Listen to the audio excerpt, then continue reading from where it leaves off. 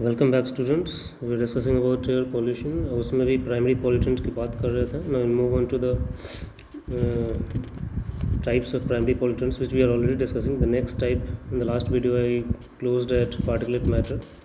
तो मैंने बताया था कि anything which is in the particle form is called particulate matter, जैसे कि fur, hair, dust particles, spores, pollen grains, all these things.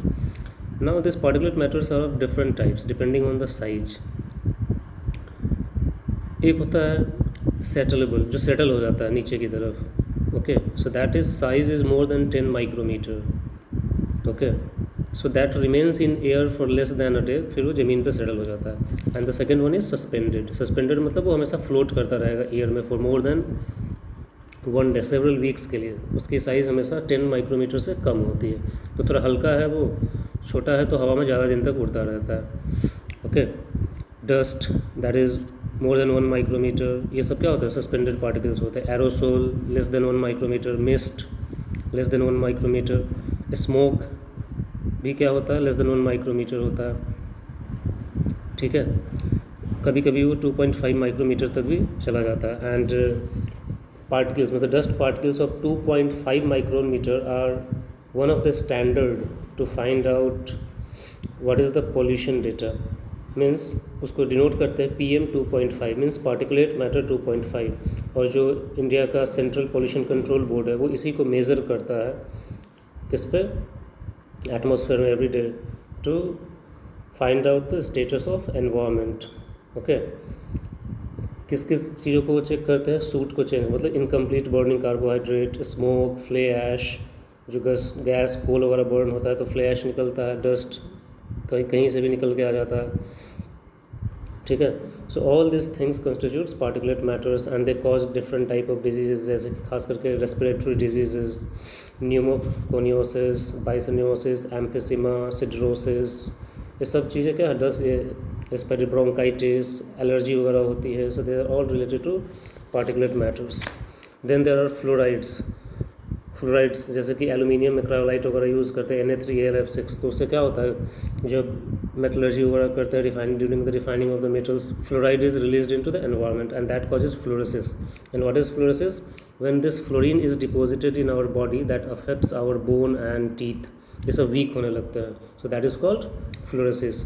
Diarrhoea होती है because that is not good for health. Then chlorofluorocarbons, उसमें कुछ भी आ सकते हैं, क्लोरोफ्लोरोमीथेन्स, freons, aerosols. Freons क्या होता है? आपको याद होगा क्लोरोफ्लोरोकार्बन्स होगा, जिसमें रेफ्रिजरेंट, प्रोपेलेंट्स वगैरह जो होते हैं वो सब रिलीज़ करते हैं chlorofluorocarbons, and because of which that ozone layer got destroyed, right? So this is because of chlorofluorocarbons. Then automobile exhaust में तो आप देखते ही हो, लेड प्रेजेंट होता था। पहले टेट्राएथाइल लीड यूज़ किया जाता था, या टेट्रामेथाइल लीड यूज़ किया जाता था as a anti knocking agent. Now we know that lead is very harmful for health, so its use has been reduced and in some countries completely banned. उसमें जो automobile exhaust होता है उसमें बहुत सारी चीज़ें होती है, नाइट्रोजन के ऑक्साइड, सल्फर के oxide, major constituent. Of course in the last video we already have discussed, carbon monoxide होता है more than 50%, this goes something around 75%। Then nitrogen oxides, nitrogen oxides NO, NO2, N2O5, NO2, ये nitrogen के जितने भी oxides होते हैं ये जब एक साथ मिल जाते हैं, खास करके NO2 अगर हो उसमें, तो they all make a brown air और रेडिश ब्राउन कलर का हेज बनाते हैं, मतलब धुंधला ब्राउन कलर का एटमॉस्फेयर दिखने लगता है। आप देखते हो कभी कभी एयर जो होता है ब्राउनिश कलर का, आपके सिर के ऊपर पूरा हेज बन जाएगा, मतलब वो ढक जाएगा। So that is because of the nitrogen oxides.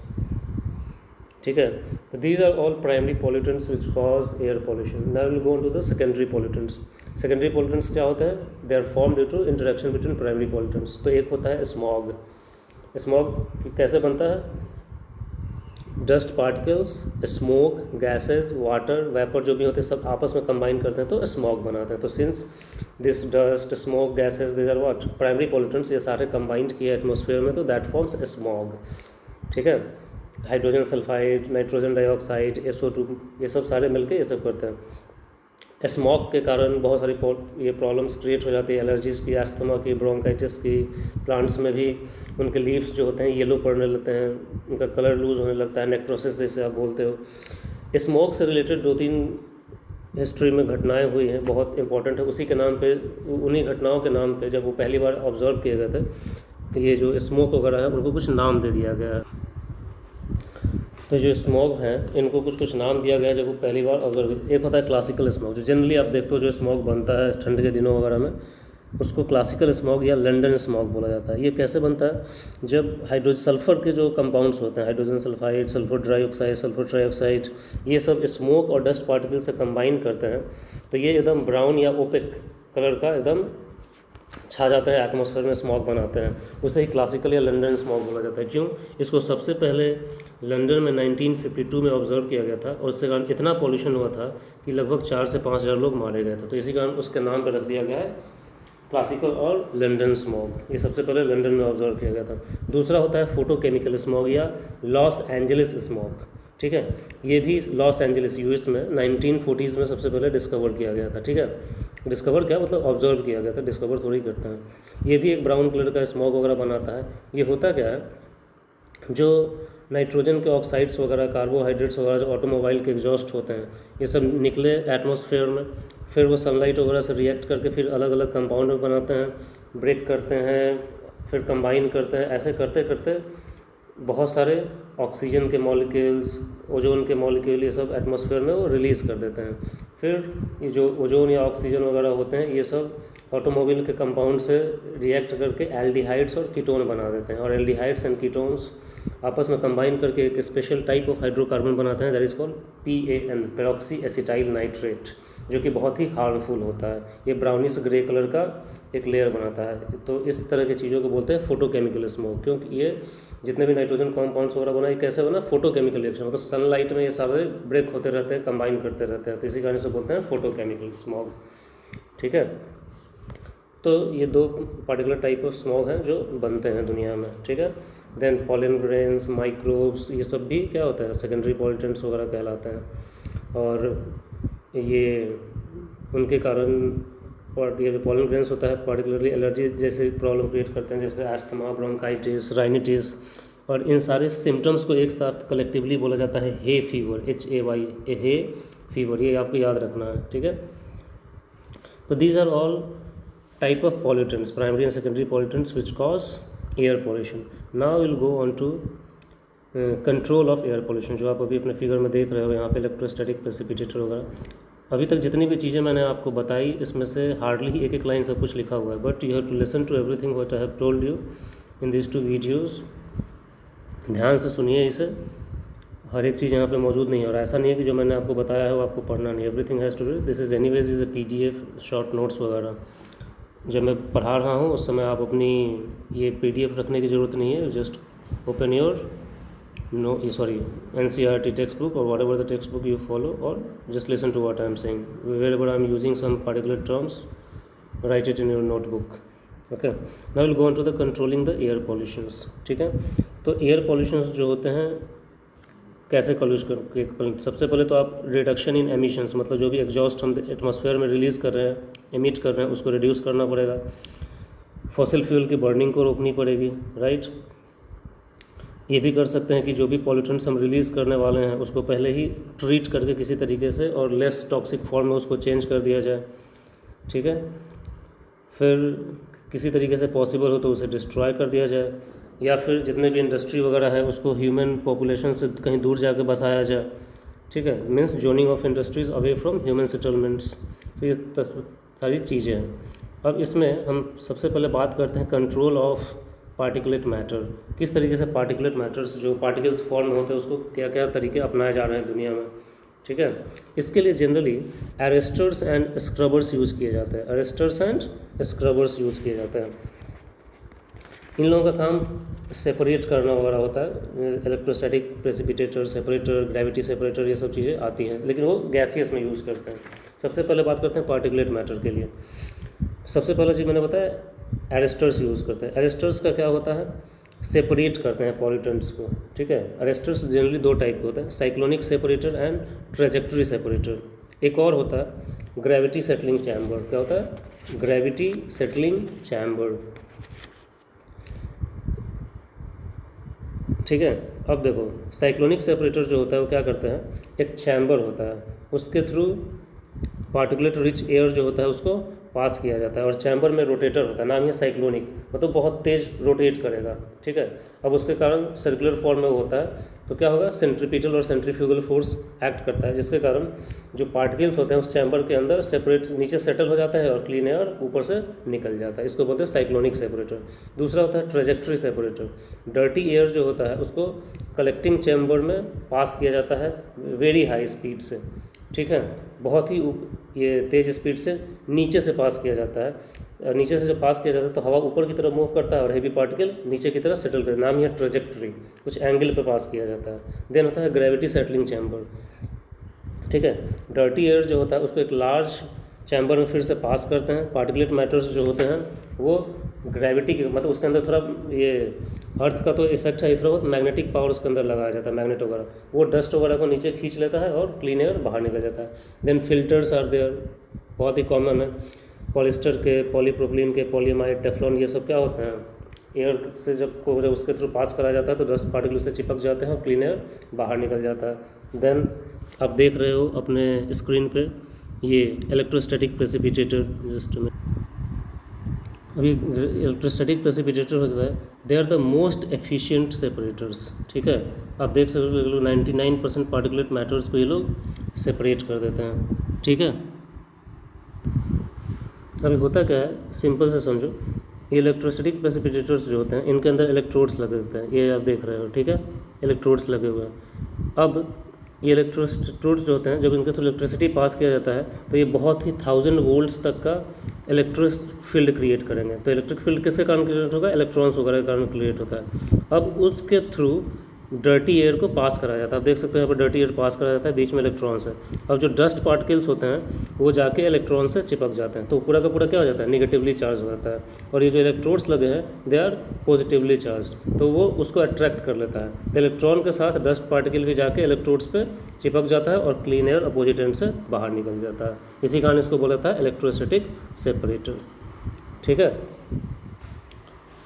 अब ये हो गया किस चीज़ के बारे में हमने देखा, कंट्रोल ऑफ, और फिर स्क्रबर्स भी होते हैं, स्क्रबर्स को भी यूज़ किया जाता है इसमें डस्ट सेपरेशन के लिए। जनरली दो तरीके का होता है, ड्राई एंड वेट तरीके का होता है, दोनों को यूज़ किया जाता है, जैसे मैंने बताया सेपरेट करने के लिए।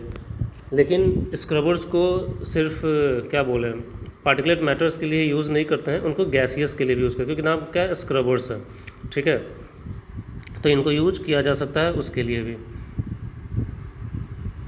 ये जो हमने देखा ग्रेविटी, वेट, साइक्लोन से, ये सब गैसियस के लिए भी यूज हम कर सकते हैं, ठीक है।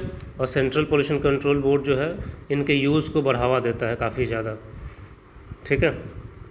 अब थोड़ा देख लेते हैं जैसे कि कंट्रोल ऑफ गैसियस पॉल्यूटेंट्स। सबसे पहले कंबशन टेक्निक, जितने भी पॉल्यूटेंट्स वगैरह है जैसे खास करके हाइड्रोकार्बन जो फर्टिलाइजर्स, केमिकल्स, पेंट, वर्नेसेस, पेट्रोकेमिकल्स, इन सब से निकलते हैं, उन सबको कम्प्लीटली बर्न कर देना। क्यों? क्योंकि जब आप किसी चीज़ को कम्प्लीटली बर्न करते हो तो क्या बनता है, CO2 और H2O, and both are not harmful.